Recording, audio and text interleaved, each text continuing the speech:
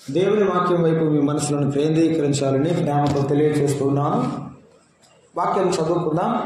పరిశుద్ధ గ్రంథములో నుండి యెహోషువ గ్రంథము 20వ అధ్యాయము 7-8 వచనాలు అలాగే 9 కూడా చదువుకుందాం. అప్పుడు వారు నఫ్తాలీల మన్యములోని గలిలయలో కెదెషును, ఎఫ్రాయిముల మన్యమందలి షెకెమును, యూదా వంశస్థుల మన్యమందలి హెబ్రోనును, కిరియతర్బాను ప్రతిష్టపరచెను. తూర్పు దిక్కున యోర్దాను అవతల యెరికో వద్ద రూబేనుల గోత్రములో నుండి, మైదానము మీద ఉన్న అరణ్యములోని బేసెరును, గాదీల గోత్రములోని గిలాదులోని రామోతును, మనష్యుల గోత్రములో నుండి బాషానులోని గోలానును నియమించింది. పొరపాటున ఒకని చంపిన వాడు సమాజం ఎదుట నిలవక మునుపు అక్కడికి పారిపోయి హత్య విషయమైన ప్రతిహత్య చేయువాని చేత చంపబడక ఉండినట్టు ఇశ్రాయేలులకు అందరికీ వారి మధ్య నివసించు పరదేశులకు నియమింపబడిన పురములు ఇవి. ప్రార్థన చేద్దాం. దయగల తండ్రి, స్తోత్రారుడా మీకు వందనాలు. ఆరాధనలో మీ దాసును నిలిపి మీరు అందించిన మీ సత్య వాక్యులకై, పాత్రములు, తలంపులకై వందనాలు. ఇంకా మీ దాసుని దీవించండి, ఆశీర్వదించండి ప్రభువా. మీ సేవలో వాడుకుని వేడుకుంటున్నాం. ఒకడు మీ పక్షమున నిలవబడి ఉన్నాడు. ఎప్పటికీ సరిపోనివాడే అయినా మీరు ఇచ్చిన భాగ్యం ఇస్తారు. మీ స్వరం మాకు కావాలి ప్రభువా. మీ మాట మా హృదయాలను తాకున్నట్టుగా మాతో మాట్లాడండి. మాకు లోబడ్డ కూడా చేత కాదు, మీ వాక్యానికి లోబడే మనసు దయచి, మీ మాటలు వినే బుద్ధి పుట్టేసాం. మీ ఆత్మ కార్యం సంచారం మా మధ్య కనబడినట్లుగా చేయమని క్రీస్తు యేసు నామమున వేడుకొనుచున్నాము తండ్రి, ఆమేన్. ప్రభునందు ప్రియమైన సహోదరుడారా, యెహోషువ కాలంలో 19వ అధ్యాయం వరకు దేవుడు వారిని కనానులో ప్రవేశపెట్టిన తర్వాత ఆయా భూభాగాలు కనాను దేశం అంతా పంచి ఇచ్చాడు దైవజనుడైన యెహోషువ, లేకపోతే నాయకుడైన యెహోషువ. మీరు 19వ అధ్యాయం కానీ 18వ అధ్యాయం కానీ చదివితే బెన్యామీనుకు కలిగిన స్వాస్థ్యములు, షిమ్యోనుకు కలిగిన స్వాస్థ్యములు పొందిరి, జబూలూనులకు కలిగిన స్వాస్థ్యములు ఇవే, ఇశ్శాఖారుల గోత్రములు స్వాస్థ్యము పొందిరి అంటాడు. అందరూ స్వాస్థ్యాలు పొందారు కానీ లేవీయులు స్వాస్థ్యాలు పొందలేదు. లేవీయులు నా ప్రజలు, వారికి స్వాస్థ్యము నేనే, వారికి ఆస్తి అక్కర్లేదు, నేనే వారి ఆస్తిని అన్నాడు ఆయన. కాబట్టి మీరందరి మధ్యలో ఏమిటి, వారికి ఒక ప్రత్యేకంగా కాదు, యూదాలో నా యాజకులు ఉండాలి, బెన్యామీనులో నా యాజకులు ఉండాలి, ఇశ్శాఖారీలో మధ్య నా యాజకులు ఉన్నారు, నా యాజకులు నన్ను సేవించే నా సేవకులు అందరిలో ఉండాలి, అన్ని చోట్ల ఉండాలి. కాబట్టి మీరు ఆశ్రయపురములను ఏర్పాటు చేయండి, ఆ ఆశ్రయపురాల్లో యాజకులకు స్థానాన్ని ఇవ్వండి, ప్రధాన యాజకుడు అక్కడే నివసించాలి అని చెప్పాడు. ఇవి 6 ఆశ్రయపురములు. ఎన్ని ఆశ్రయపురాలు? 6 ఆశ్రయపురాలు మనం చదువుకున్నాం. 6 ఆశ్రయపురాలు ఎందుకు ఏర్పాటు చేశాడంటే, ఒకడు పొరపాటున ఆ మాట మనం చదవడానికి నేను ఇష్టపడుతున్నాను. సంఖ్యాకాండంలో కూడా రాశాడు ఆ విషయాన్ని. ఒకడట పొలం వెళ్ళి గొడ్డలు తీసుకొని చెట్లు నరుగుతున్నాడట. ఏమి నరుగుతున్నాడు? చెట్లు నరుగుతుంటే పొరపాటున గొడ్డలి పిడి ఊడి ఏముడింది? పిడి ఊడి ఆ చెట్టు నరకాల్సిన గొడ్డలు ఊడిపడి ఎదురున్న మనిషి తగిలింది. ఇప్పుడు ఏమయ్యాడు? చనిపోయాడు. అయ్యో, నేను వారిని చంపాలని అనుకోలేదు, కానీ పొరపాటు జరిగిందే, ప్రాణం పోయిందే, నేనేమైనా అనుకొని చేయలేదు కదా అని చెప్పి వాడు పశ్చాత్తాపడి, ప్రభువా నేను తప్పు చేశాను, నా వలన ఒక మనిషి ప్రాణం పోయిందని బాధపడుతూ పశ్చాత్తాపడుతూ దేవుని యొక్క క్షమాపణ కోరుకోవడానికి ఆశ్రయపురాన్ని దేవుడు ఏర్పాటు చేశాడు. అటువంటి తప్పు చేసిన వాడు పరిగెత్తుకొని వెళ్ళి ఆశ్రయపురంలోకి వెళ్ళి ప్రధాన యాజకుడి దగ్గరికి వెళ్ళి తన యొక్క బాధ అంతా అక్కడున్న పెద్దల దగ్గరికి వెళ్ళి తన యొక్క తప్పును వారి ఎదుట ఒప్పుకోవాలి. వారు అతన్ని క్షమిస్తారు. అతడు తను బ్రతుకు కాలం అంతా అక్కడే, చెప్పండి, అక్కడే ఉండాలి, బయటికి రాదు. చేర్చుకున్న ప్రధాన యాజకుడు చనిపోతే రావచ్చు, కానీ ఆ ప్రధాన యాజకుడు బతికున్నంత కాలం అక్కడే ఉండాలి. అది సారాంశం. ప్రజలందరికీ ఒకే కట్టడ, అంతే కదా. మనం కూడా ఒకప్పుడు ఈ లోకం మంచిది కాదు, ఇది పాడు లోకం, మన జీవితం ఈ లోకంలో పాడైపోవడం మనకి ఇష్టం లేదు అని దానికి మీద విరక్తి పుట్టి మనను మన జీవితాలను పాడు చేసే లోకాన్ని, పాపాన్ని విడిచిపెట్టి పరిగెత్తుకొని ఆశ్రయపురమైన యేసుక్రీస్తు దగ్గరకు వచ్చామా లేదా? వచ్చాం. ప్రభువా, నేను నీకు ఎప్పుడు వెళ్ళను, అది పాడు లోకం, నా జీవితాన్ని ఇప్పటికీ పాడు చేసింది, ఇక నుండి నేను పాడవడం నాకు ఇష్టం లేదని వచ్చాం. కాబట్టి ఏం చేయకూడదు? మరలా తిరిగి నీ పట్టణానికి, నీ పాత పట్టణానికి పరిగెత్తకూడదు. నీ ఆశ్రయపురమైన యేసుక్రీస్తు దగ్గరే ఏం చేయాలి? ఏదో ఒకటి చెప్పమ్మా, అటు చూడబాగా, ఉండాలి. ఏం చేయాలి? ఉండాలి. ఉండాలా వెళ్ళాలా? ఉండాలి, అంతే అర్థం. ఇంకొక మాట చెప్పాడండి, ఎవడైనా నేను వెళ్ళొచ్చిన ఐగుప్తు బాగుంది, కీరకాయలు బాగున్నాయి, దోసకాయలు బాగున్నాయి, నేను వెనక్కి వెళ్తాను, వాళ్ళని చూసి వస్తాను అన్నాడు అనుకో. దారిలో ఎవరైనా ఆ హత్య చేయబడిన వారి బంధువులు వచ్చి చంపేస్తే వాడి ప్రాణానికి వాడే పోతాడు వాడు. దీన్ని బట్టి అర్థమైన సత్యం ఏంటంటే, నమ్మిన విశ్వాసి సంఘంలో చేర్చబడిన తర్వాత, ఒక్కసారి దేవుని నమ్మిన పాదాల దగ్గరకు వచ్చిన తర్వాత, ఆశ్రయపురమైన యేసుక్రీస్తును ఆశ్రయించిన తర్వాత మరలా లోకానికి వెళ్ళిపోతే, లోకంలోనికి వెళ్ళిపోతే, లోక అధికారి అయిన సాతాను ఉన్నాడు, సాతాను చేతిలో చెక్కబడతావు, సాతాను చేతిలో ఆత్మీయముగా చంపబడతావు. ఇక నీవు దేవుని మందిరానికి రాలి. తిరిగి వెళ్ళొద్దు. లోతు భార్య వలె లోకం చూడొద్దు. దీనా వలె లోకం మీద ఆశ పెంచుకోవద్దు. పెంచుకుంటే పాడైపోతావు. ఏది నాశనకరమైనదో దాన్ని విడిచిపెట్టు, ఏది ప్రయోజనకరమైనదో దాన్ని వెంబడించు. దేవుని వాక్య సత్యం ఉంది. ఆశ్రయ పొలాల్లో 7 ఆశ్రయ పొలాలు మీరు నాతో ఒక్కొక్కటిగా చెప్పాలి. నాకు తెలుసు, కొంతమంది బైబిల్ చదివేవాళ్ళు, వాళ్ళకి అది తెలుసు, కొంతమందికి ఎక్కువ మందికి నాకు తెలియదని అనుకుంటున్నాను నేను. బహుశా నాకు తెలియకపోతే నేను తెలియని వాడిని అవుతాను. కానీ నాతో చెప్పండి, మొదటి ఆశ్రయపురం పేరు కేదేశు. ఏంటి? గట్టిగా చెప్పండి అమ్మా. కేదేశు. 2 షెకెము. చెప్పండి, షెకెము. 3 హెబ్రోను. ఏంటి? 3 హెబ్రోను. 4 బేసెరు. ఏమిటి? బేసెరు. 5 రామోతు. అందరు చెప్పండి, రామోతు. 6 గోలాను. ఏమిటి? 6 ఏమిటి? గోలాను అని అర్థం. 6 గోలాను అని అర్థం. మొదటిది కేదేశు అంటే పరిశుద్ధత అని అర్థం. వింటున్నారా?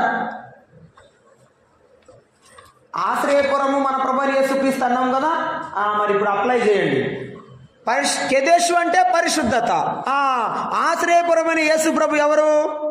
పరిశుద్ధుడు. ఆశ్రయమైన పురమైన యేసు ప్రభు ఎవరు? పరిశుద్ధుడు. నేను పరిశుద్ధుడనైన ప్రకారము మీరును, నా దగ్గరకు వచ్చిన మీరు, నా దగ్గరకు వచ్చిన మీరు, నేను నా రక్తముతో మీ పాపములు కడిగాను, పవిత్రపరిచాను కదా, నేను పరిశుద్ధుడైన ప్రకారం మీరు సమస్త ప్రవర్తన యందు, చెప్పాలి గట్టిగా, పరిశుద్ధులై ఉందాం. పరిశుద్ధులుగానే చనిపోదాం. మా ఊరికి దగ్గరలో పావులూరు అనే ఒక చిన్న ఊరు ఉంది. అక్కడ ఒక తాతయ్య దేవుని నమ్ముకొని చనిపోయాడు. ఆయన పేరు దేవయ్య గారు. ఆయన ఉత్తరం రాసేవాడు. ఇప్పుడు ఉత్తరాలు లేవులేండి, పాతకాలంలో ఉత్తరాలు ఉండేది. ఉత్తరం చివరిలో రాశాడు, పరిశుద్ధుడైన దేవయ్య రాయునది అని చెప్పేవాడు. ఆ రాసుకునేటప్పుడు ఎంత సంతోషపడేవాడు ఆయన. ఎవరట? పరిశుద్ధుడైన దేవయ్య. మనం పరిశుద్ధులమే కదా? అనుమానం ఏంటిరా బాబు, అటు చూస్తున్నారు. పరిశుద్ధమా కదా? చెప్పండి. ఆ చెప్పుకునేటప్పుడు ఆనందం, ఆ సంతోషం, ప్రభువులో మనకిచ్చిన ఆధిక్యతను బట్టి మనం ఆనందించాలి. మీరు అట్లా అనుమానం చూశారంటే నేను కష్టమే మరి. మల్లమా ఏం దగ్గర యేసుప్రభు వస్తాడు, నువ్వు సిద్ధమేనా? వస్తాడంటావా అందంట. ఓరు 20 ఏళ్ళు అయింది నమ్ముకొని ఇంకా ఆడే ఉన్నావా, రాలేదా నువ్వు అన్నాడంట భాష గారు. ఏం చేయాలి ఇప్పుడు ఆ పెద్దామనే? ఏం చేసేదిలే, వదిలేటమే అంతేగా. మనం మార్పు చెందిన తర్వాత మన ఆ అనుభవాన్ని ఆనందంతో ప్రతిరోజు అనుభవించాలి మనం. కెదేశు అంటే పరిశుద్ధత. మన దేవుడు పరిశుద్ధుడు కాబట్టి ఆయన పిల్లలమైన మనం కూడా పరిశుద్ధులముగా ఉండాలి, గుర్తుంచుకోవాలి. పరిశుద్ధుడైన దేవుడు. రెండవది షకేము అంటే భుజము అని అర్థము. భుజం అంటే భారము భరించేది. ఏమిటి? మన సహాయం. మన సహాయం ఎవరు? మన దేవుడే. మన పరిశుద్ధత ఎవరు? మన ప్రభువే. మన సహాయం ఎవరు? మన దేవుడే. ఆ తర్వాత యూదాలో హెబ్రోను అని కిరియతర్బాను ప్రతిష్ఠించడానికి. హెబ్రోను అంటే సహవాసం. హెబ్రోన్ అంటే ఏమిటి? సహవాసం. మన సహవాసం ఎవరు? చెప్పండి అమ్మా. యేసుక్రీస్తు ప్రభువే. మన సహవాసం వేరుగా ఉంటే నోట్లో నుంచి అంత తొందరగా రాదు. మరి చేసేదేముంది? మన సహవాసం ఎవరు? గట్టిగా చెప్పాలి. మొదటిది మన పరిశుద్ధత ఎవరు? మన ప్రభువే. తర్వాత మన యొక్క భారము భరించేది ఎవరు? మన ప్రభువైన యేసుక్రీస్తే. మన సహవాసం ఎవరు? గట్టిగా చెప్పాలి మీరు. నేను వాక్యం చెప్పనైతే మీ జాతి. ఇంకా ఎజ్రా నిలబెట్టి పొద్దునుండి సాయంత్రం దాకా బైబిల్ గ్రంథంలో ఎజ్రా పొద్దునుండి సాయంత్రం నిలబెట్టి అదే ధర్మశాస్త్రాన్ని కంఠోపాఠంగా చదివిస్తుంటే వాన పడితే ఆ వానలో తడిసి ముద్ద అయినా ఎండకి ఎండినా చెబుతానే ఉన్నారంటే ఈయన చెబుతానే ఉన్నాడంటే అది కాలేదు. వాక్యం చదువుకోవాలంటే you should read the word of God rigorously. చాలా తీక్షణంగా తీవ్రతగా బైబిల్ చదవాలి. బైబిల్ నీతో మాట్లాడుతుంది. ప్రార్థన చేస్తే నీవు దేవునితో మాట్లాడతావు.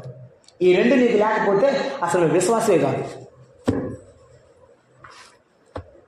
అవునంటారు కదా? కరెక్ట్. అంటే నువ్వు ఒప్పుకుని నిజం. జీవించుచున్నావన్న పేరు మాత్రము ఉన్నది కానీ నీవు మృతుడవే. వద్దా మృతం? దాన్ని విడిచిపెట్టి వచ్చాడు. చేయవలసిందే చేద్దాం. నాలుగవది ఏమిటంటే బేసెరు. ఏమిటి బేసెరు అంటే ఏంటి? ఆశ్రయపురం. బేసెరు అంటే అర్థం అంటే దుర్గము అని అర్థం. ఏమిటి? దుర్గము. రాజులకి కోట గోడలకి చుట్టూ కడతారు కదా, శత్రువు తొందరగా అటాక్ చేయకుండా, దాడి చేయకుండా కడతారు. దాన్ని ఏమంటారంటే దుర్గము అంటారు. మన దుర్గం ఎవరు? మన ఆశ్రయ దుర్గం ఎవరు? మన ప్రభువైన యేసుక్రీస్తు. మన ప్రభువైన యేసుక్రీస్తు. రామోత్ గిలాదు అంటారండి. రామోతు అంటే అర్థం ఏమిటంటే హెచ్చించుట అంటారు. ఏమిటి? మన ఘనత ఎవరు? చెప్పాలి. మన ప్రభువైన యేసుక్రీస్తే. మన ఘనత మన ప్రభువైన యేసుక్రీస్తే. గోలాను అంటే వలయము అని అర్థం. ఏమిటి? ఇప్పుడు చుట్టూ ఒక తాడు కట్టేసి ఒక గేదెను పెడతాం కదా, దానికి ఒక తాడు పెడతాం. దానికి ఆ పరిమితి ఏముంటుంది, దాన్ని దాటి అది వెళ్ళదు. ఎందుకంటే దాన్ని మెడకు కట్టేసి ఉంటుంది. పాదిక. అర్థమైందా? దాని పరిధిలో ఉంటుంది. ఏమిటి? దాని పరిధిలో ఉంటుంది. మన పరిధి ఎవరు? చెప్పండి. మన పరిధి మన ప్రభువే. ఆయనను దాటి ఏది లేదు మనకి. ఆయనకు మించి మనకేది లేదు.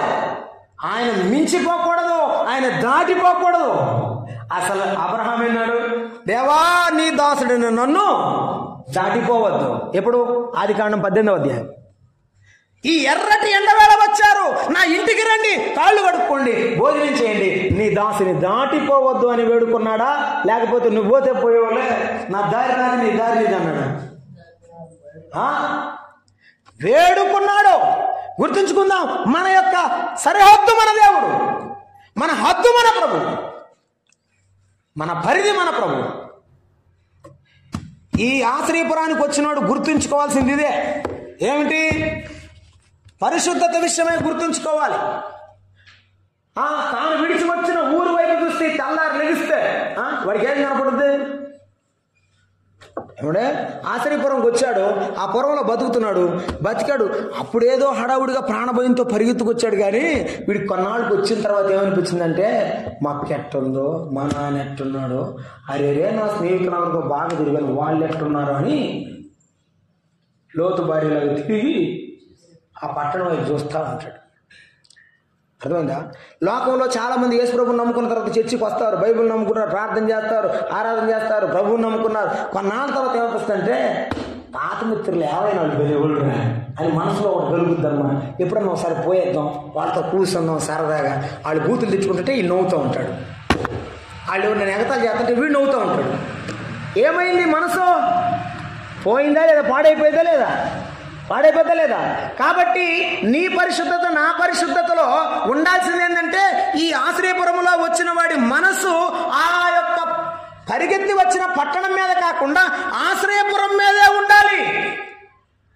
నమ్ముకున్న దేవుని పిల్లల మన మనసు లోకాన్ని విడిచిపెట్టాం కాబట్టి లోకం మీద కాకుండా యేసయ్య మీదే, చెప్పాలి గట్టిగా, యేసయ్య మీదే ఉండాలి. ఇంకెప్పటికీ కూడా మారకూడదు. సుబ్బారావు తాగి చచ్చిపోయిన తర్వాత అందరూ ప్రార్థన చేస్తుంటే, అయ్యారు ఒక నిమిషం మీరు ఏమనుకోనంటే, ఏదిరా కదండి మా బాబాయ్ తాగి బతుకున్నప్పుడు బాగా తాగాడంటే ఈ సీసా పెట్టులో పెట్టాడంటే లేకపోతే పైకి ఈ సీసా పెట్టులో పెట్టమని పైకి లేగుతాడా? చెప్పండి. ఒకడు మారిన తర్వాత తాగుబోతాయి మారాడు, తిరుగుబోతాయి మారాడు, తిట్టుబోతాయి మారాడు, జోదగాడాయి మారాడు, మరలా అంతే ఉంటాడా?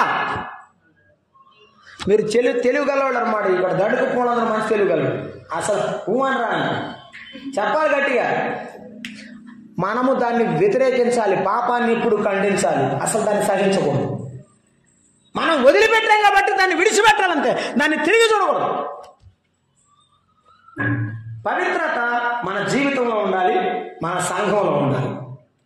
రెండు విధాలుగా పవిత్రత కాపాడుకోవాలి. నీవు కాపాడుకోవాలి, నీ శరీరాన్ని కాపాడుకో, నీ మనసును కాపాడుకో. పట్టణమును పట్టుకుని వాని కంటే తన మనసును స్వాధీనపరుచుకుని వాడే శ్రేష్టమైన వాడు. పట్టణం దేవుంది, బలం ఉంటే ఉంటుంది, ఈ రోజు ఉంటుంది, రేపు పోద్ది. ఏంటి బలం? కానీ మనసు ఎల్లప్పుడూ స్వాధీనం చేసుకోవడం చాలా పవర్ఫుల్. కాబట్టి మనసును స్వాధీనం చేసుకో. రెండు, శరీరాన్ని జాగ్రత్తగా ఉంచుకో. ఇది చాలా ప్రమాదకరమైనది. ఏది? అబ్బా, దీనికి రోగం వచ్చిందని తెలుసా లేదా మనకి? చెప్పండి అమ్మా. రోగం వచ్చిందని తెలుసు, ఏదో ఒక రోజు డామిని చచ్చిందని తెలుసు. అయినా కూడా దీని మీద చెప్పండి, ఎందుకో దేహముపై ప్రేమ ముందు మరణమే లేదు, ఎందుకో దేహముపై ప్రేమ. ఒక భక్తుడు పాట రాసేటప్పుడు ఎందుకో దేహం పూల పాన్పుపై నడిచిన పరుపులపై పరుండిన ఏదో ఒక రోజు మట్టి పరుపులో పడుకోబెట్టాలని చెప్పాడు. మనకన్నీ తెలిసిన ఈ దేహాన్ని ఎందుకు ప్రేమిస్తున్నామో మనం జ్ఞాపకం చేసుకొని దాన్ని విడిచిపెట్టాలి. శరీరంతో జాగ్రత్త. దేవుని పిల్లలు, ఆరాధన చేసే పిల్లలు పవిత్రతను కాపాడుకోవాలి. ఆ ఆశ్రయపురంలో ఉన్నవాడు కూడా తన పవిత్రతను కాపాడుకోవాలి. తన మనసును ఆ ప్రధాన యాజకుల మధ్యనే ఏమంటారు, నిబద్ధత కలిగి, కంట్రోల్డ్ లైఫ్ అంటారు చూడండి, సెల్ఫ్ కంట్రోల్, తనను తాను కాపాడుకునే మనస్తత్వాన్ని కలిగి ఉండాలి ప్రతి విశ్వాసం. రెండవది షకేము అంటే భుజము, భారము భరించేవాడు. మన ప్రభువు మన పాపాలను మోసి మన భారం తీర్చాడు. రెండవది మన అనుదిన భారాలు భరిస్తున్నాడు. ఒకవేళ మీకు ఏమైనా చింత ఉంటే మీ చింత యావత్తును ఆయన మీద, మీ భారము యెహోవా మీద మోపము, ఆయనే నిన్ను ఆదుకొనును అన్నాడు. కాబట్టి ఏం చేయాలి? మన భారాలు గట్టిగా చెప్పాలమ్మా. ఏం చేయాలి? చెప్పాలి. ఇక్కడికి వచ్చిన తర్వాత చాలాసార్లు చెప్పినట్టు ఉన్నా ఈ విషయాన్ని. పల్లెటూరులో ఎద్దుల బండ్లు ఉన్నాయి కదా మన ఊళ్ళో, ఉన్నాయి.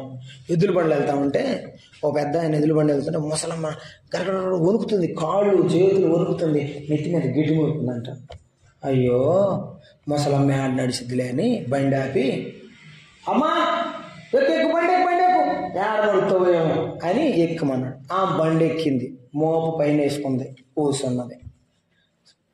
అన్నీ అడుగుతున్నాడు అనమాట. బండి నడుపుతా, ఎద్దుల బండి నడిపి పాపం ఎట కూర్చుందో పాపం సరిగా లేదు కదా అని చెప్పి వెనక గురించి చూశాడంట. ఆ వంట కూర్చుంది ఎద్దుల బండి మీద, గడ్డి మోపు నెత్తి మీదే ఉందంట. ఆయన బండి ఆపన్నాడు, అమ్మ నేను ఎందుకు ఎక్కిస్తున్నాను, నేను గడ్డి మోపు నువ్వేం చేస్తున్నా, మళ్ళీ గడ్డి మోపు పెట్టుకున్నావా?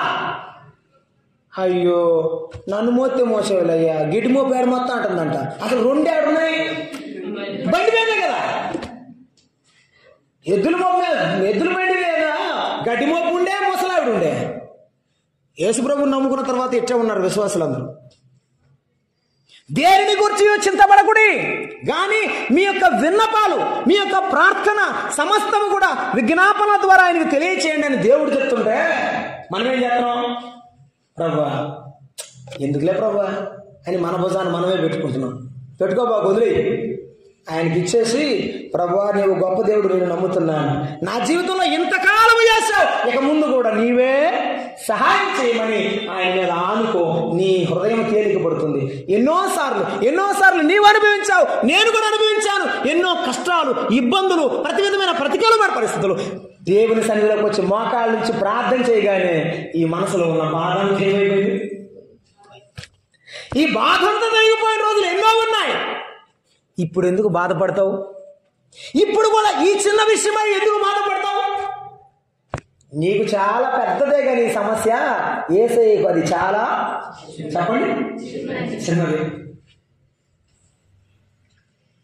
చిన్నపిల్లోడికి టీచర్ గారు ఓ చిన్న సున్నా జుట్టు రే, దీన్ని పెద్ద చేయమంది, దీన్ని చిన్న చేయరా అంది. ఏది ఇంత సున్నా చుట్టి దీన్ని చిన్న చేయమంది. దీన్ని చిన్న దాడి చేయాలి, వాడు గిరిగా. ఇంకో పెద్ద పిల్లడు వచ్చి దాని పక్కన పెద్ద సున్నా పెట్టాడు. సార్ పెద్ద సున్నా ఎంక చూసి చిన్న సున్నా ఎంక చూస్తే ఏమవుతుంది? చిన్నదిలాగానే కనపడుతుంది. అట్టగే నీ సమస్య ఎంక నువ్వు చూడకుండా యేసయ్య ఎంక చూసావు అనుకో, నీ సమస్య చిన్నదిగానే కనపడుతుంది. ఎందుకంటే సమస్య కంటే గొప్పవాడు ఆయన, సమస్యను మించిన వాడు ఆయన. కాబట్టి ఆయన మీద అనుకుందాం, ప్రభు మనకు సహాయుడు అవుతాడు. 3వ మాట, ఈ 2 మాటలు మేము వేరే చోట్ల ధ్యానం చేసాం, అందువల్ల నేను మీకు పూర్తిగా అందించలేదు. 3వ మాట ఏమిటంటే హెబ్రోన్ అనే మాటను ఆలోచన చేద్దాం. చూడండి, హెబ్రోన్ అనే మాటను గురించి మనము ధ్యానం చేసి ఈ పూట మనం ముగిద్దాం.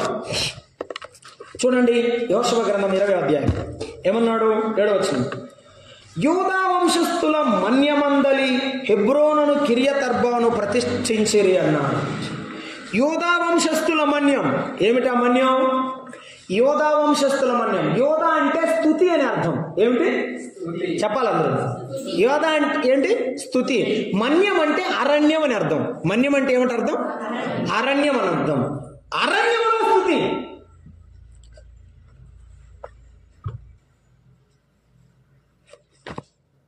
అరణ్యంలో స్తుతి. మీకేం గుర్తుకొస్తుందా?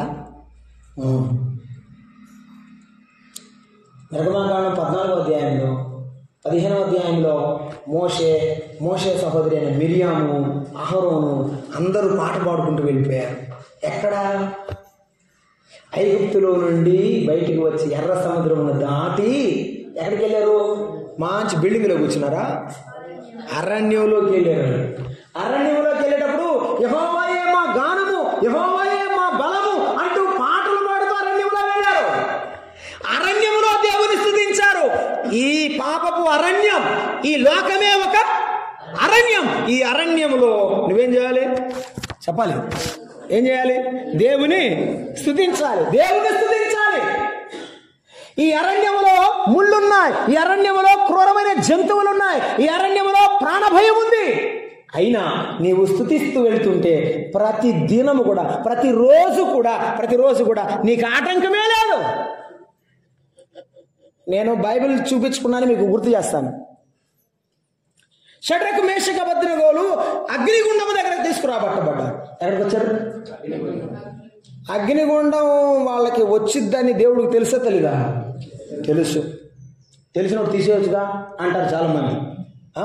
కొంతమంది ఎరితలక ఏం చేస్తాం, ఆ పొండి ఎందుకు పెట్టాడు, ఆ చెట్టు ఎందుకు పెట్టాడు, మమ్మల్ని ఎందుకు పుట్టించాడు, మేము ఎందుకు వచ్చాం, ఇట్లాంటి మాటలు మాట్లాడుతుంటారు. నిజమే, దానికి ఒక కారణం ఉంది, తెలుసుకోవడానికి ప్రయత్నించారు.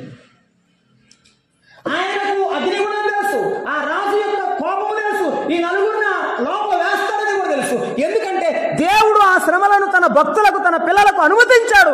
ఆ శ్రమలలోనే తన మహిమను చూపి నా తండ్రి ఇంత గొప్పవాడని ఆ బిడ్డలు తెలుసుకునేటట్లుగా దేవుడు వారికి ఆ యొక్క అనుభవాన్ని ఇచ్చాడు. నీ జీవితంలో కూడా కష్టాలు ఎందుకు వస్తాయి, నా జీవితంలో శ్రమలు ఎందుకు వస్తాయి అంటే నీవు నేను దేవుడు ఎంత గొప్పవాడో ఏం చేయాలి, తెలుసుకోవాలి. ఆశ్రయపురంలో చేరిన వాడు ఆయన ఎంత గొప్పవాడో తెలుసుకోవాలి, అంతే. దానికోసం వీడేం చేయాలంటే యోధాలో స్థుతి విందునవాడు దేవుడు మనలో. మనము కూడా ఈ అరణ్యమనే లోకములో జీవిస్తూ తిరుగుతూ దేవుని పిల్లలముగా ఉన్నప్పుడు మనం ఏం చేయాలి, దేవుని ఏం చేయాలి, స్తుతించాలి. స్తుతించుట సహవాసములో భాగం. ఏమండి మళ్ళీ చెప్పండి, సహవాసములో భాగం. స్తుతించుట సహవాసములో భాగం. హెబ్రోను అంటే సహవాసం, యోధా మన్యమందలి హెబ్రోను. మన సహవాసములో స్థుతి ఉన్నది. దేవుని స్థుతించే స్థలములో సహవాసం ఉంది. దేవుని స్థుతించే స్థలం అంటే ఆయన సన్నిధి, లేకపోతే ఆయన దేవాలయం. ఆయన ఆలయంలో ఆయనతో సహవాసం. ఏమిటి, ఆయన ఆలయంలో ఆయనతో సహవాసం. అయితే గుర్తుంచుకుందాం, యేసయ్యే మన సహవాసం. మన సహవాసం ఎవరు? యేసయ్యే మన సహవాసం. యేసయ్యే మన సహవాసం. మొన్న ఒక చనిపోయిన ఇన్సిడెంట్స్కి మేము వెళ్ళటం జరిగింది. అక్కడ శ్మశానం దగ్గర వైరాగ్య సమయంలో అందరూ కూర్చున్నారు. ఇద్దరు ఫ్రెండ్స్ మాట్లాడుకుంటున్నారు.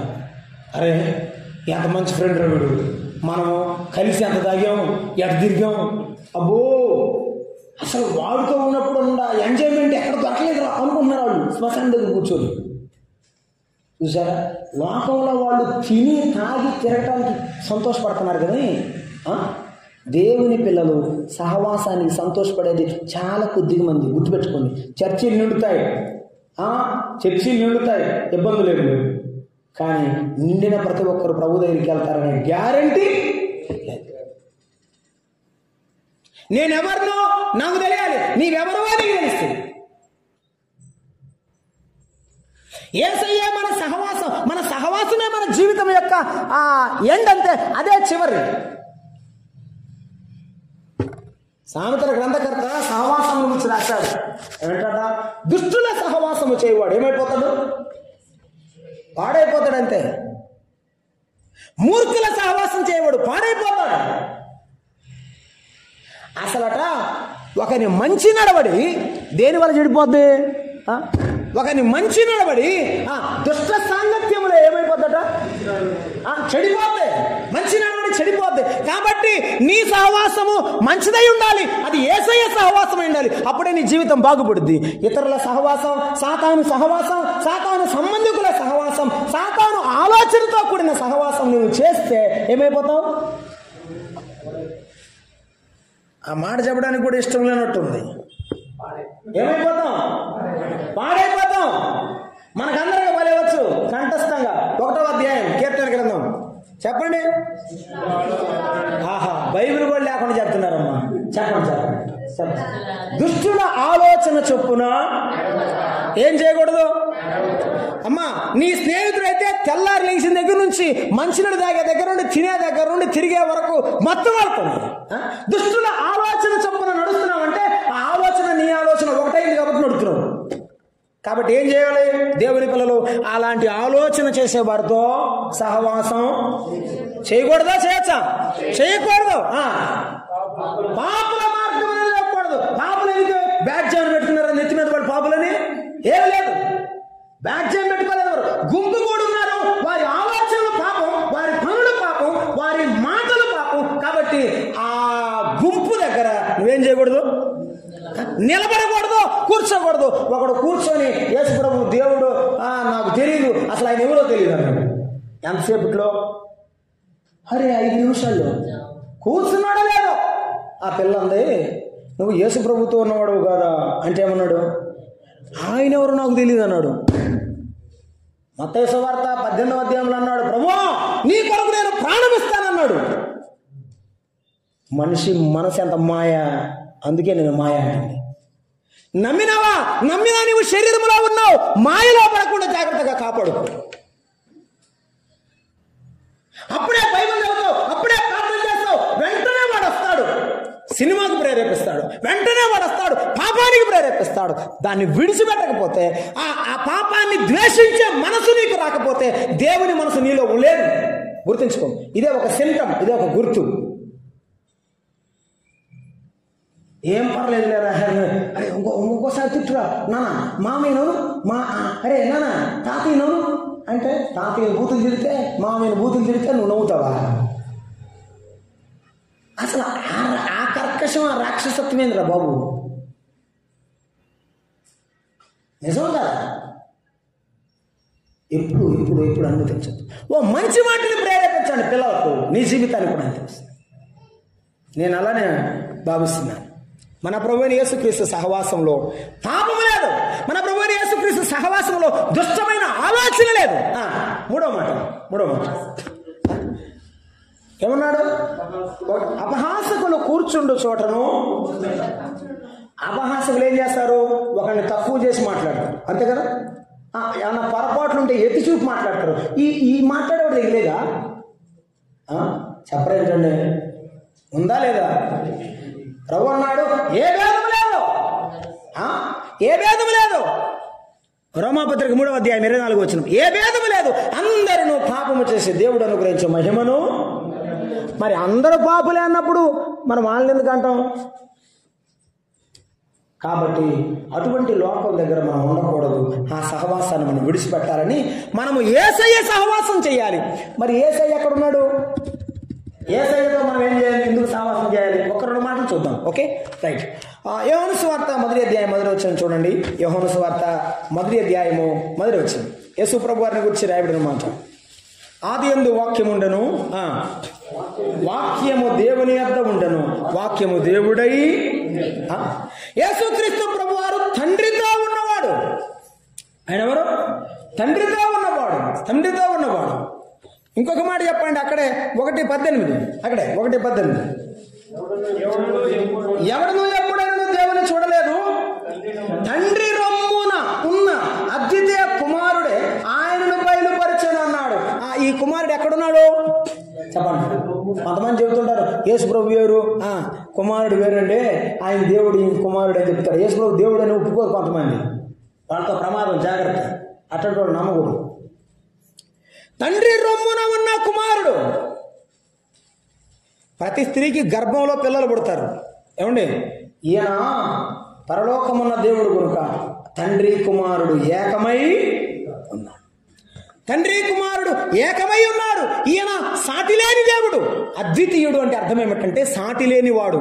Nobody should be compared to God. ఆయనతో ఎవరిని పోల్చలేం. అయినా తండ్రి రొమ్మున ఉన్న సాటిలేని కుమారుడు. మనము ఆ తండ్రి యొక్క సహవాసం మనకు దొరికింది. ఆయన కుమారుడైన యేసుక్రీస్తు సహవాసం మనకు దొరికింది. ఎలా దొరికింది? మనమే వెతికామా? ఏమ్మా చెప్తారా? కొరింథీయులకు రాసిన మొదటి పత్రిక 1వ అధ్యాయము 9వ వచనాన్ని చదువుకుందాం. కొరింథీయులకు రాసిన మొదటి పత్రిక 1వ అధ్యాయము 9వ వచనం. ఏం జరిగింది? మనం యేసుక్రీస్తు ప్రభు సహవాసానికి ఎలా వచ్చాం? 1వ అధ్యాయం 9వ వచనం.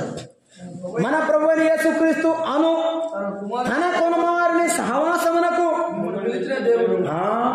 దేవుడు, అమ్మ లక్ష్మమ్మ, నా కుమారుడు యేసుక్రీస్తున్నాడు రా, నా కుమారుడితో సహవాసం చెయ్యి, నా పరలోకం నీకు ఇస్తా అని పిలిచాడు. వచ్చా బాబు, నా కుమారుడు యేసుక్రీస్తున్నాడు రమ్మని ఆయన సహవాసానికి ఎవరు పిలిచారు? దేవుడే పిలిచాడు.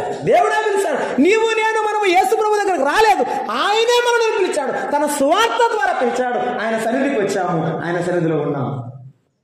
ఇది ఎవరి ఘనత? ఆయనదా మందా? ఆయనే. ఆయన సహవాసానికి పిలిచిన వాడు ఆయనే కనుక ఆయనదే ఘనత. మనకు తన కుమారుడి సహవాసం దొరికింది. ఆయన తండ్రి పిలిచాడు కాబట్టి కుమారుడి సహవాసం దొరికింది. 7వ అధ్యాయం 24వ వచనం చూడండి. అలాగే 1 కొరింథీ పత్రిక 7:24 మనం ఇలాగ చదువుకుంటున్నాం. సహోదరులారా, ప్రతి మనుషుడు ఏ స్థితిలో పిలువబడును ఆ స్థితిలోనే దేవునితో సహవాసము. నిన్న చెప్పాను కదా, తండ్రి రొమ్మున కుమారుడు ఉన్నాడు, కుమారుడి దగ్గర తండ్రి, తండ్రి దగ్గర కుమారుడు, ఇద్దరు ఏకమైనాడు. ఎప్పుడైతే తండ్రి సహవాసానికి పిలిచాడో, కుమారుడు సహవాసంలో మనం ఉన్నామో, తండ్రితో కూడా సహవాసం మనకు కలిగి. సో మన సహవాసం ఎవరితో? తండ్రి అయిన దేవునితో, కుమారుడైన యేసుక్రీస్తుతో దొరికింది. కుమారుడైన యేసుక్రీస్తు పాపాలను క్షమించి ఆయన రక్తముతో మన పాపాలు కడిగినాడు. తండ్రి అయిన దేవుడు చేర్చుకున్నాడు, తన కుమారుని ద్వారా చేర్చుకొని పరలోక రాజ్యం ఇచ్చాడు. ఇది దేవుని వాక్య సత్యం. మూడవది మనం జ్ఞాపకం చేసుకుంటున్నాం. కొరింథీయులకు రాసిన 2వ పత్రిక 13వ అధ్యాయము 2వ పత్రిక 13వ అధ్యాయము చూద్దాం. చూడండి, 14వ వచనం చదువుకున్నా. ప్రభు అయిన యేసుక్రీస్తు కృపయు దేవుని ప్రేమయు ఏ సహవాసం? పరిశుద్ధాత్మ సహవాసం. కుమారుడు పాపాలు కడిగి పవిత్రపరిచి పరలోకమునకు ఎక్కి వెళ్ళి ఏమన్నాడు? నేను వెళతాను, మీ కొరకు ఆదరణకర్తను పంపిస్తాను.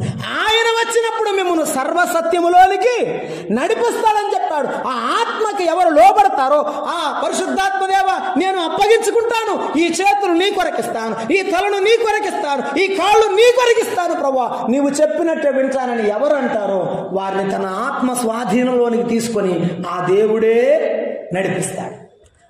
ఆ పరలోకపు తండ్రి అయిన దేవుడు పంపిన పరిశుద్ధాత్మ సహవాసానికి మనం వస్తాం. పరిశుద్ధాత్మ తోడు మనకు దొరికింది. ఈవేళ సంఘము యొక్క సహవాసము మనకు దొరికింది. ఏమండి? పరలోకపు తండ్రి సహవాసము దొరికింది, కుమారుడైన యేసుక్రీస్తు సహవాసము దొరికింది. ఈనాడు పరిశుద్ధాత్మ మన హృదయాల్లో ఉండి మనతో నడుస్తూ మనతో జీవనం చేస్తూ ఆయన సహవాసం కూడా మనకు దొరికింది. ఇవన్నీ కాక స్థానిక సంఘము యొక్క సహవాసం, స్థానిక సంఘము యొక్క ప్రేమ మనకు దొరికింది. సహోదరుల సహవాసం దొరికింది. ఈనాడు నీవు నేను మనమందరం కూడా ఈ సంఘమందు ఆనందిస్తున్నాం, ఈ సంఘమందు సంతోషిస్తున్నాం. మొదటి యోహాను పత్రికలో చెప్పాడు, 1వ అధ్యాయము 3వ వచనంలో, మాతో కూడా మీకు సహవాసము కలుగునట్లు అని రాశాడు. మాతో అంటే ఎవరు? అపోస్తలులతో. మరి మీరు అంటే ఎవరు? సంఘముతో. సంఘానికి అక్కడున్న అపోస్తలులకు సహవాసం. స్థానిక సంఘములో మనందరి మధ్య ఉండాల్సింది ఏమిటి చెప్పండి? సహవాసం. అన్నదమ్ముల మధ్య ఉండాల్సింది అనుబంధం, అక్క చెల్లెల మధ్య ఉండాల్సింది ఆప్యాయత. ఈ సంఘములో ఉండాల్సింది ఏమిటి? నిజమైన దేవుని ఆత్మీయ కుటుంబపు లక్షణాలు. మనము దేవుని సహవాసాన్ని కలిగి ముందుకు వెళ్ళాలి. నేను త్వరగా 4 మాటలు చెప్పి ప్రార్థన చేస్తాను. రోమాపత్రిక 15:24 చూడండి.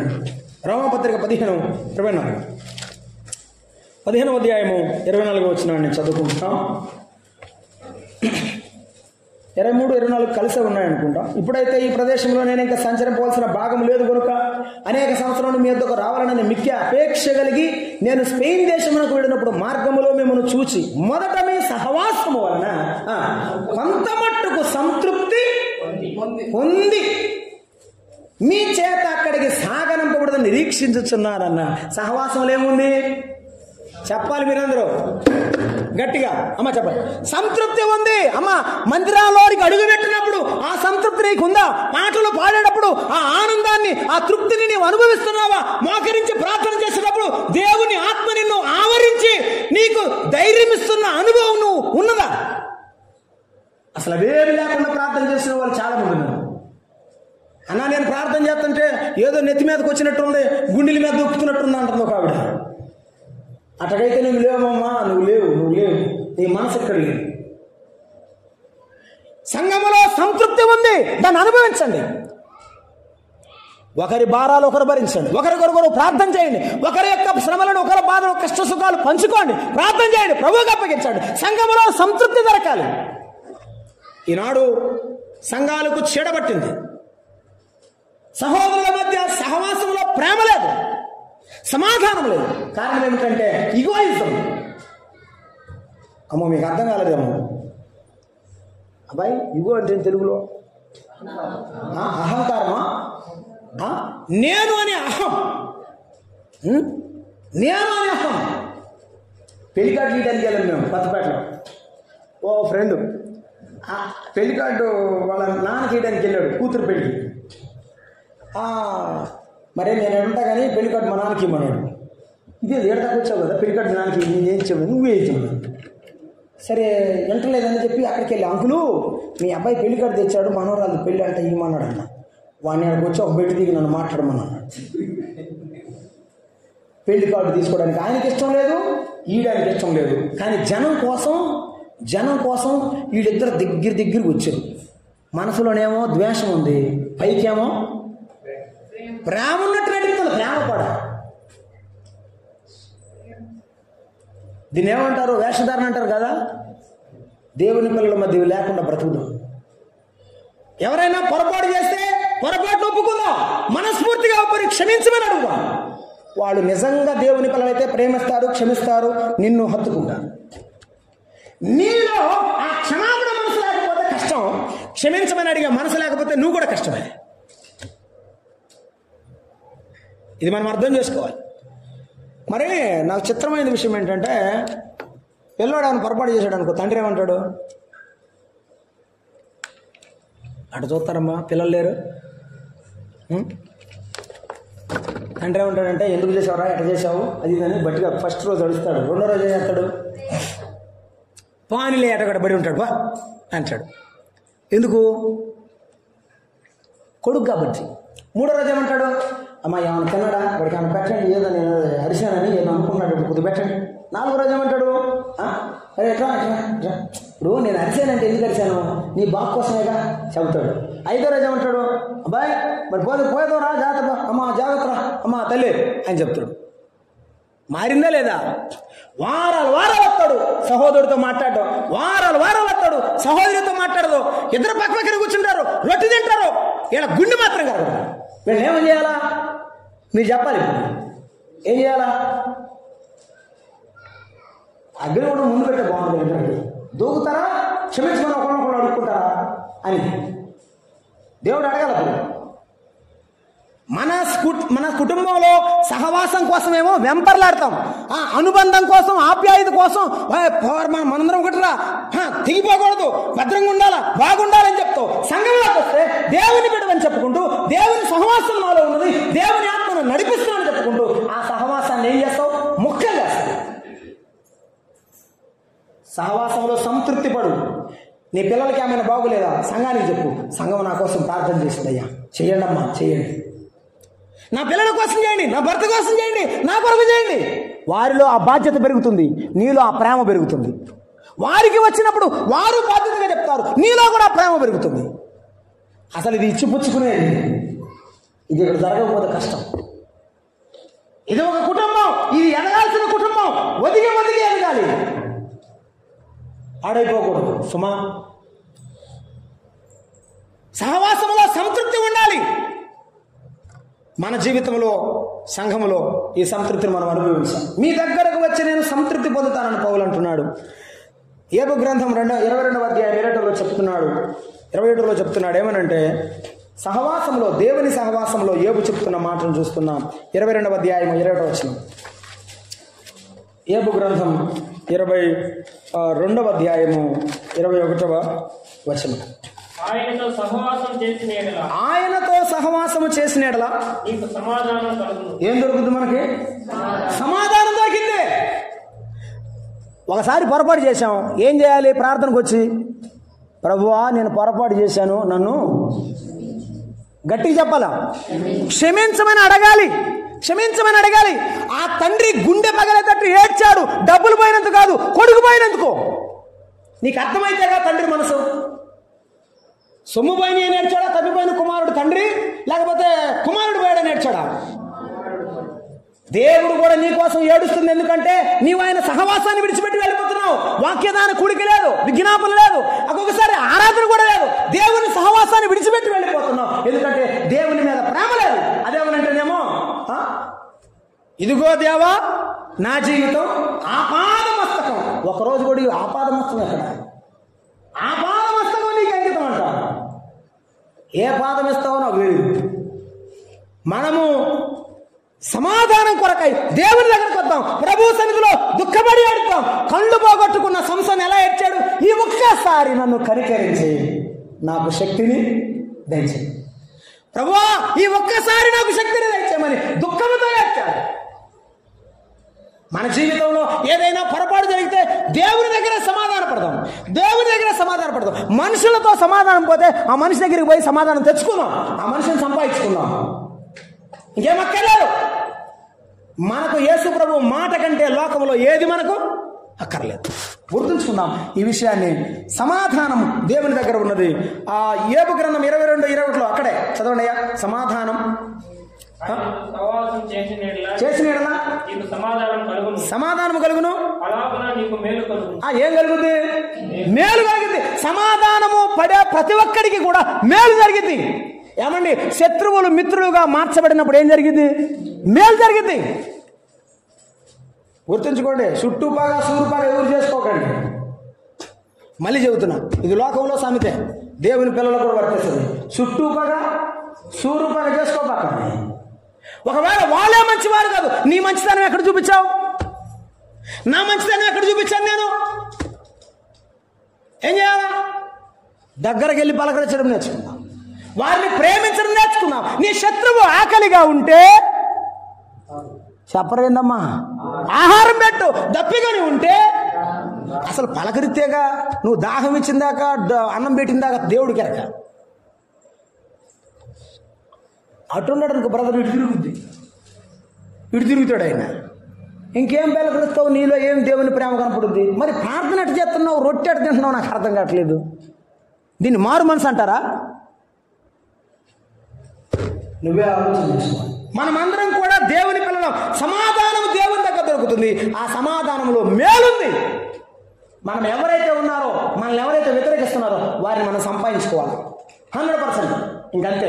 ఇది క్రైస్తవుడుగా, దేవుని బిడ్డవుగా చేయాల్సిన గొప్ప మేలు ఇది. 2 కొరింథీ పత్రిక 13:11 చదవండి, ప్రార్థన చేసుకుందాం. 2 కొరింథీ పత్రిక 13వ అధ్యాయం 11 వచనం.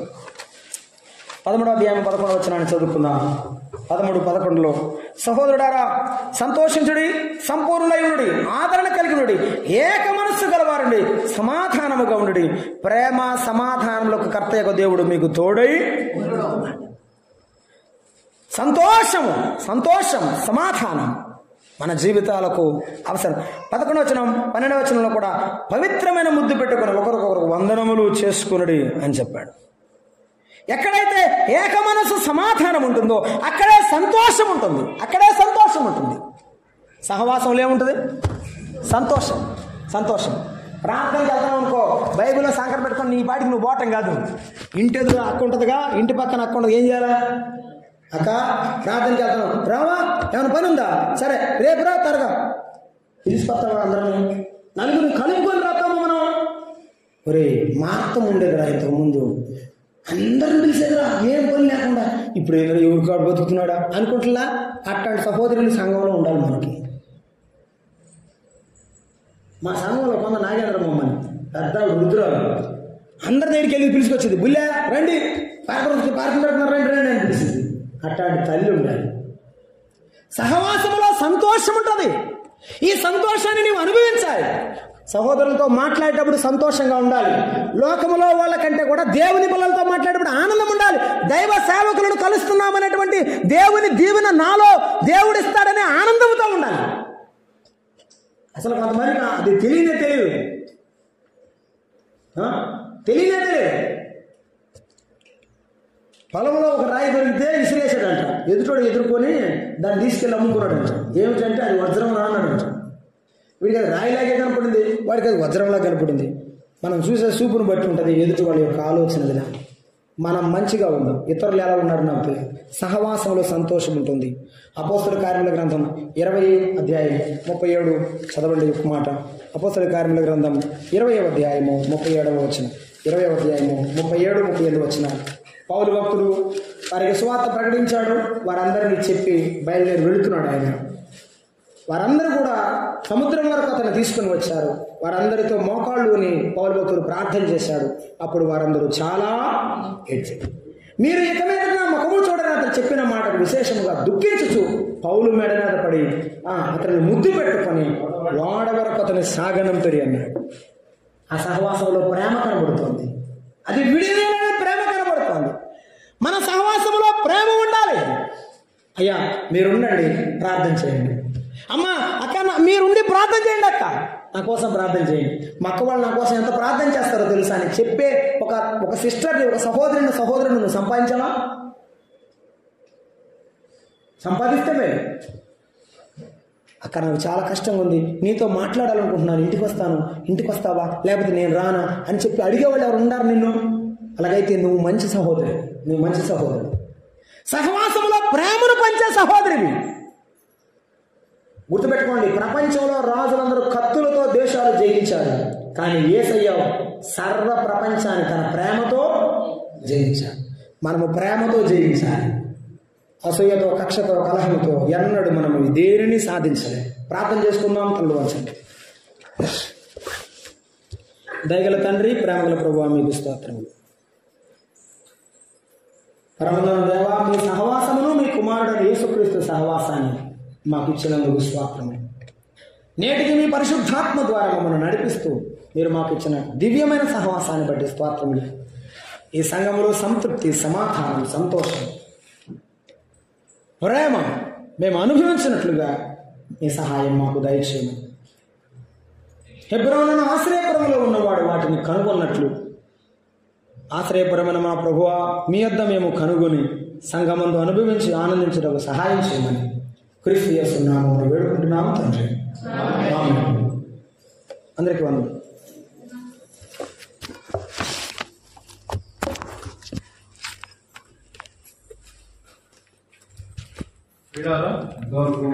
దేవుని దాసులు దేవుని వాక్యాన్ని మనం ప్రకటించి ఉండగా